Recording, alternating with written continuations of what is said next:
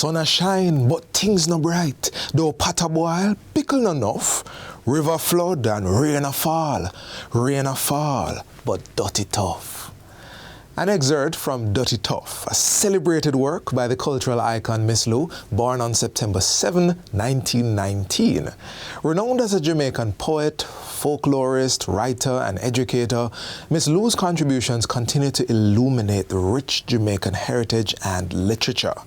Hello and welcome to another exciting weekend edition of Jamaica Magazine. I'm Theodore Henry, your host for today's enlightening journey.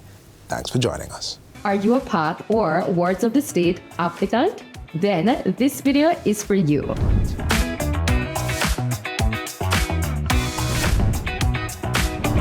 Guess what? You are not required to pay an application fee. And you automatically receive or granted aid of $60,000 upon your application submission for a targeted loan. For more SLB info, follow us on all social media platforms.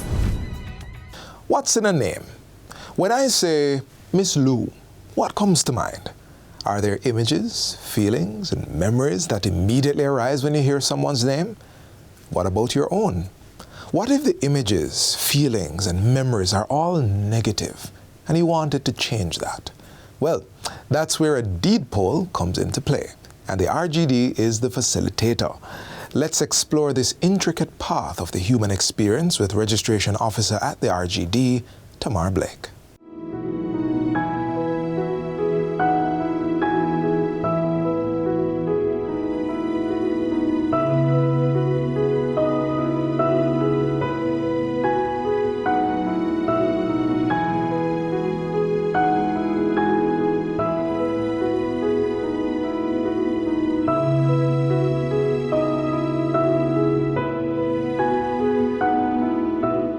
Just like birth and marriages, other milestones help to shape our identities in profound ways. Imagine living a life where changing your name is impossible. Thankfully, this scenario is purely imaginative because the Registrar General's Department RGD makes it possible through a deed poll. A deed poll is a legal document that shows a name change. However, it does not change anything on your birth record. It is misunderstood sometimes that once you do a deed poll, you're going to get a new birth certificate. No. So we have customers who come in to say they want a deed poll birth certificate. We don't have a deed poll birth certificate. You are ready for a fresh start with a new name. The process is straightforward, but there are some important requirements to keep in mind. In order for you to submit a deed poll, you'd have to be over the age of 18 years. You would need to submit your birth certificate. You would need to submit your marriage certificate if you're married. If it's a case where you're married, then your husband, if the bride is the one who's doing the deed poll, the husband would need to give permission. And if it's a husband, then the wife would need to give permission in order to have the name change. You would need to submit any other deed poll if you had previously done. If you had any other name change to your birth certificate, the most recent document that has a name change on your birth is what you would need to submit. And if you were adopted, you would need to submit an official copy of your adoption certificate. A letter of authorization is also needed if applying on someone's behalf. It should be witnessed by a justice of the peace or notary public and then recorded along with the deed poll at the Island Record Office at RGD. Once you have all the necessary documents, the process proceeds as follows. An interview is conducted. That is then followed by application and payment. During this step, persons are required to complete their application forms and pay according to the selected service type. Express service, 3 to 4 days pickup, $7,500. 7 to 10 days service, 7 to 10 days pickup, $6,000. Ordinary service, 30 days pickup, $5,000. The next step is the draft completion and manager review. The draft is completed and vetted by the Avid manager to ensure it meets the required service time. This is followed by notarization and stamping, where the customer signs the draft in the presence of a justice of the peace. The draft is stamped at the stamp office located at 111 Harbour Street in downtown Kingston. The next step is to return the draft to the Registrar's General Department for recording at the Island Record Office. There are several costs associated with the recording process. For birth certificates only, express service, which allows for pickup in 3 to 4 days, is $4,500. For 7 to 10 days pickup, it's $3,000. And the ordinary service of pickup within 30 days costs $2,000. For recording birth and marriage certificates, the express cost is $5,000, $3,500 for 7 to 10 days pickup, and $2,500 for the ordinary service. Any additional documents accompanying the birth and marriage certificates for the recording process incur a cost of $500 each. So why do people decide to change their names? There are countless reasons. Well, people do deed poll for different reasons, religious reasons. Some persons not liking the name. Some persons it might be a case where you cannot substantiate you being called Mary versus Mary Lee. There are no restrictions in terms of you changing your name. You can change your entire name, you can add a name, you can take out a name, you can interchange the names. Thinking of adding a number or suffix to your new name? Think again. We don't allow numbers, right? So some persons want to be called the third, or some persons want to be called the fourth or the second. No, we don't do deed polls to include those. Not with the Birth and Deaths Act. We don't use acronyms, we don't use numerals, we don't use senior, we don't use junior. After your deed poll has been completed, your new legal name isn't just a formality. It is an attachment to your birth certificate, so they walk hand in hand. It becomes your legal name, and that is a name that you would use when you're doing business, any transactions, any passport, immigration, banking transaction, you name it. From legalities to personal choice, the deed poll process ensures your identity reflects your true self. Whether it's a fresh start or embracing authenticity, the Registrar General's Department stands ready to facilitate your journey.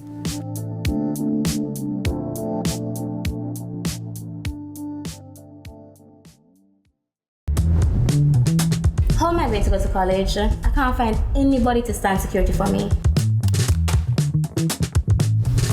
I mean, I could ask my aunt, but she's likely not going to want to do it. Let me ask her just in case. Auntie, do you know if anybody I could use to stand as guarantor for my student loan? I'm really struggling here. Hey sis, what are you stressing about now? Time is winding down and I need to find someone to stand as guarantor for my student loan. But everyone I ask can't seem to do it, and I don't know what to do now. So hold on. You didn't know that the Students' Loan Bureau doesn't require a guarantor for the loan application? Are you serious? That's amazing. Yes, effective April 1, 2024, the Students' Loan Bureau no longer requires applicants to have guarantors. This applies to all SLB loan products. With SLB, you can make your dreams a reality. Visit our website at slbja.com for more details and follow all our social media platforms to be in the loop. On the notice board this week,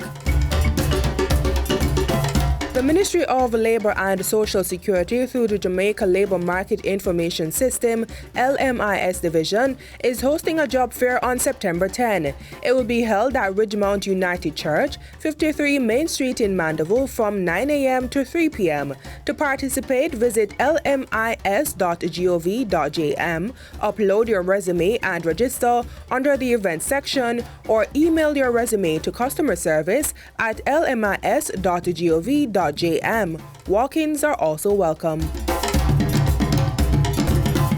The National Council for Senior Citizens presents Aging Fair 2024. Join us for an exciting event under the theme, Healthy, Active, Productive Aging. The event will feature services such as health screening, birth certificate application, senior citizen ID, and much more. Come out on Thursday, September 12 from 10 a.m. to 4 p.m. at Emancipation Park in New Kingston.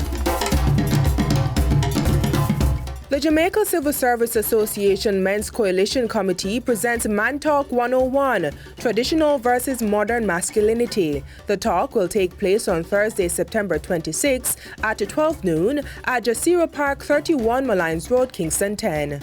And that's all for our community notices this Saturday. If you have a community event to share on our notice board, give us a call at 876-922-8680 or email jatkinson@jis.gov.jm.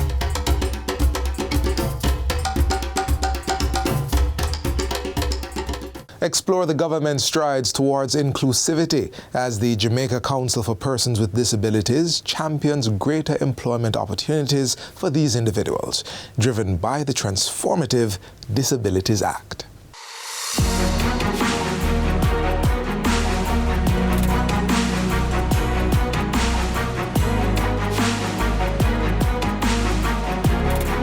Although it's only been a year since the new Disabilities Act came into effect, the law has been ensuring positive changes in the lives of persons with disabilities. This is especially so as it relates to strides being taken to increase the number of disabled people being employed. Since the Act, local companies have assisted in training young people with disabilities on how to write resumes and prepare for work. Executive Director of the Jamaica Council for Persons with Disabilities, Dr. Christine Hendricks, says more companies have become proactive. We have seen definite effort on the part of companies in terms of whether retrofitting their spaces, writing or drafting inclusive policies to include persons with disabilities, or indicating that they would require training for their staff, and engaging us at the JCPD to help to facilitate the provision of materials, so that they can make that training available to their staff. But training is not the only area where decisive action is being taken. The new act has piqued individuals and companies' interests regarding matters affecting persons with disabilities. Dr. Hendricks says local companies have expressed worry that disabled persons are not applying for positions at their companies. She says the council is helping to change that. We did indicate to them the availability of the website of the Jamaica Council for Persons with Disabilities, that whenever they have positions to make it available to us, because we have a network of the disability sector that we can share, such information with whenever we get it. The Jamaica Council for Persons with Disabilities is also recruiting to assist in the employment of disabled persons. In its first year as a body corporate, the entity is in the process of transitioning to being more independent from the Ministry of Labour and Social Security. So we too are in the process of recruiting, and we ensure that the disability sector is aware of the positions that are available so that they too can apply, because what better example, to demonstrate than, the council having, the people who have disabilities here in its employ. One such employee is Angine Garrick, the council's receptionist. With the requisite training and her love of interacting with people, Angine's disability has not stopped her from finding gainful employment. She believes the Act will continue to help other members of the disabled community get employed. There are a lot of persons out there with disability that need assistance and need finding job placement. So yeah, I definitely think it will. And what of disabled people who want to be self-employed? Persons with disabilities do have the option of starting their own business, and there are opportunities as we look at financial inclusion. And again, during Disabilities Awareness Week in December, we did have, along with the Bank of Jamaica and other entities, the Ministry of Industry, Investment and Commerce, Companies Office of Jamaica, looking at how persons with disabilities are being included in their policies and in their programs to ensure that as they build out financial inclusion, persons with disabilities are not left out. Dr. Hendricks says the council also empowers individuals with disabilities. At the JCPD here, we also have programs where persons can apply for and receive grants for economic empowerment for their own business, because you do have persons with disabilities who are into that independence and wanting to become their own bosses, and so they do have that opportunity as well. So that can be counted, in the whole employment space.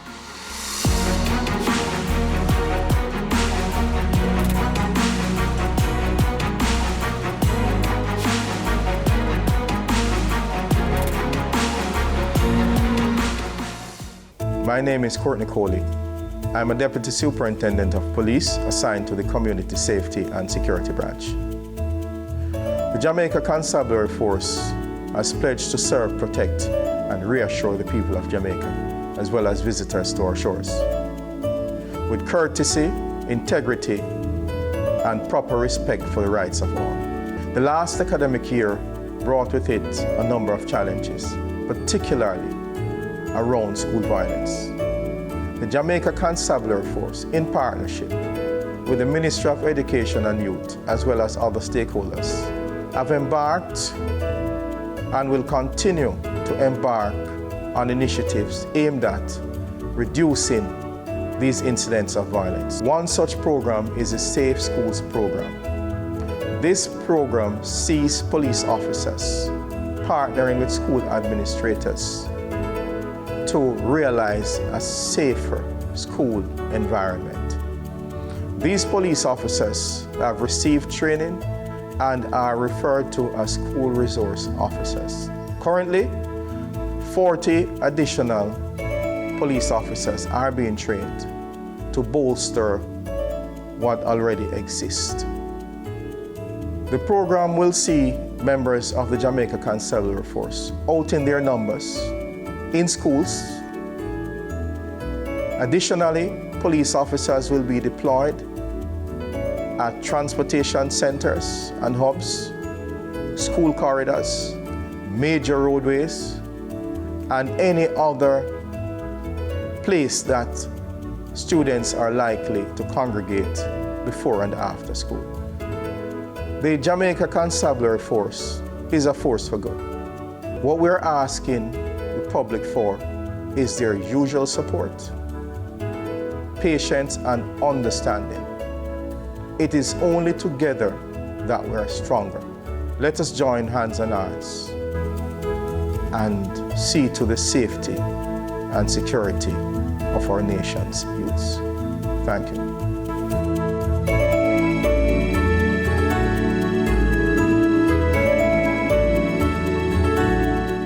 We take a look into this comprehensive guide of the Ministry of Education and Youth's Job Bank portal, a pivotal resource where educators can explore and apply for available positions. Our exciting new feature is the Job Bank, our teacher recruitment portal. It speaks to the transformation that we are making and is a part of the transformation process. With the Job Bank portal, the principals will actually be able to complete the entire process of teacher recruitment online. So this is what our recruitment portal looks like. Some of the things that our teachers and principals will be able to do: search and apply for job openings, post resumes. Teachers will be able to post their resumes, create a profile advertising themselves to potential employers, get a feel of the job and the remuneration, schedule job interviews. As I said, everything will be able to be done online. So our two main target audience, teachers and our schools. So on the teacher side, the teachers will be able to create a profile of themselves. So they will actually be able to sell themselves online, what they are looking for, what their expertise are, their areas of interest. They'll be able to put that on in their profile. On the school side, the school will be able to now search for teachers, and based on the profiles, based on the interest, based on the area of availability that they have, they will be able to select from that pool of teachers, all in the digital space. One of the important features that goes along with the platform is that of communication. So once you create your profile, once the schools create their profile also, because it's also an opportunity for schools to sell themselves, because the schools will be able to, schools that are in probably rural areas that persons are not aware of, if there's a job opening on, and a teacher in Kingston would like to see that post and would like to take interest in that post, they will be able to get an idea of the school. So again, the school now has an opportunity to attract from a wider pool potential employees. So this is what the platform look like. On our landing page, we have 3 sections. First section, you'll be able to search, login, or register. Second section, you now be able to view jobs. So we have alerts that will be displayed in our second section there, which will show urgent jobs right as you go on. Then we have section 3, which is the view priority urgent vacancies also. One of the dynamic part of it is the whole communication that takes place. So once a teacher creates their profile, they are able to search for a job, they find a job opening, they are able to apply for that job. That sends a communication to the school that is offering that job posting. And the communication is not just sent and is sitting on the portal. It actually goes to the email address that is assigned to that profile. So therefore, they get an alert on their mobile device in real time that someone is interested in the job posting. And it works both ways. If a school sees a teacher and is interested, they can send a message to the teacher, and that is delivered in real time. So that speeds up the entire process and gives it a more real time, more dynamics. We are also able to capture more data in real time. And since we have put up our portal, we have had activity already. We go live on the 27th.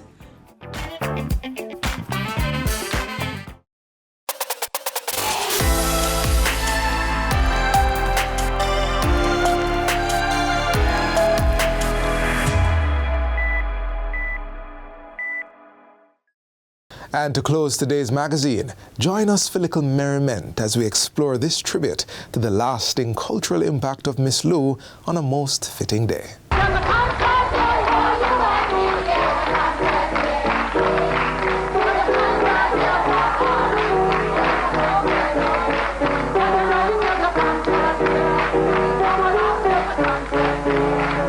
This short introductory film on ring-ding is a brief tease about a larger story. Miss Lou's ring-ding was an important start to capturing the hearts and imagination of our children.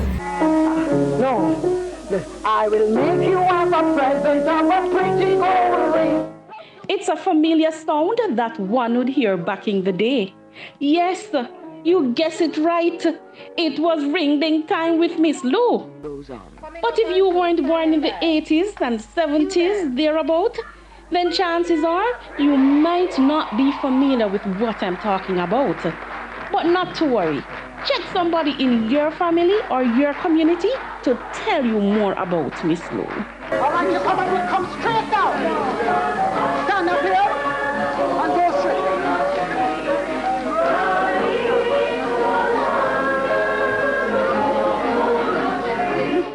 Now, this is the reason why a short 15-minute introductory film remembering and preserving the memory of Dr. Louise Bennett Coverley called Clap Yourself was premiered and shown to a small audience of invited guests at the Louise Bennett Coverley Primary School in Gordon Town. Guess me this riddle, or perhaps not. Guess me this riddle, or perhaps not. When I hear clap yourself, I feel excited. When I hear Clap Yourself, I feel fantastic. With Professor Opal Palmer Adisa as lead, and with funding from the Cultural Heritage Exchange Intangible Project of Berkeley, California, through the U.S. Embassy in Jamaica, it highlights poetry expressions from students of the Louise Bennett Coverley Primary School and testimonials from those who took part in Ring Ding as children.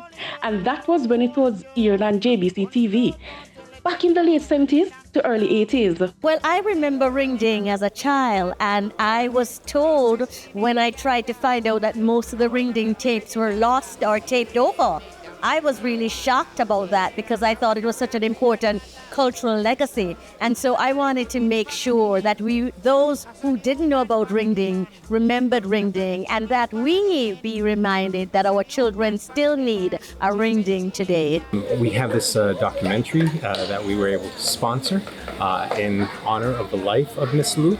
And she is just such an incredible cultural icon for Jamaica, and she means so much to the Jamaican people. I got to learn more about Miss Lou through this documentary, and I think that that's what this is about, teaching people what she gave to Jamaica. My daughter so they teach, when rain fall, our pastor sick, my son, here I preach. I think this documentary means is that we have a voice. And I mean, it sounds a little cliche to say we have a voice, but it's important for us as Jamaicans to always take every opportunity to big up ourselves and to know when we've done something great. Miss Lou is something great to Jamaica, and it's an inspiration for us to do more. And I think the documentary allows us to now reimagine and look at all the other ways that we can do more for our culture and just be more as Jamaicans.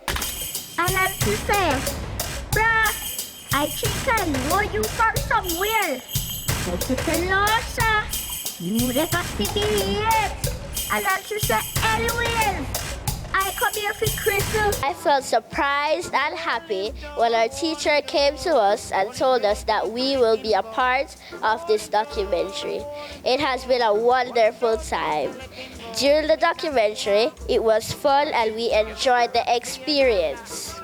It was a good feeling knowing that we were about to go on TV and YouTube. We enjoyed our exciting opportunity during the documentary, where we got to go to many exciting places and do many exciting things. What we have seen today is a culmination of effort, and Jamaican children are going to be pleased, because back in the 70s, people like me were part of that experience with Miss Lou. And it is an honor for me to be here. It is indeed a pleasure to host the launch of the Miss Lou documentary. Miss Lou has left a rich legacy here in Jamaica, and our students and staff, we are continuing that legacy that she left. Today is testament to the fact that culture and the arts is still big in Jamaica, and we just need to push it more. We endeavor our best here at Louise Bennett Coverley Primary to do much more to ensure that rich legacy is continued. There you have it. For those of you who didn't know who Dr. the Honorable Louise Bennett Coverley was, now you know. She has left an impressionable mark on our lives at home and abroad. Let's keep our culture alive. Pass it down to your children so they can pass it down to their children. And in the words of Miss Lou, until next time, walk good.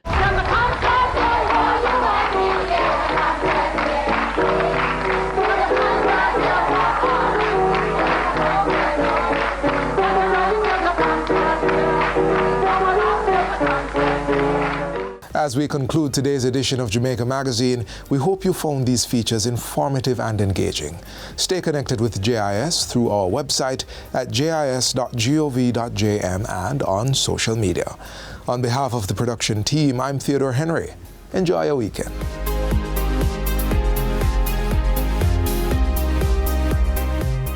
This has been a production of the Jamaica Information Service, the voice of Jamaica.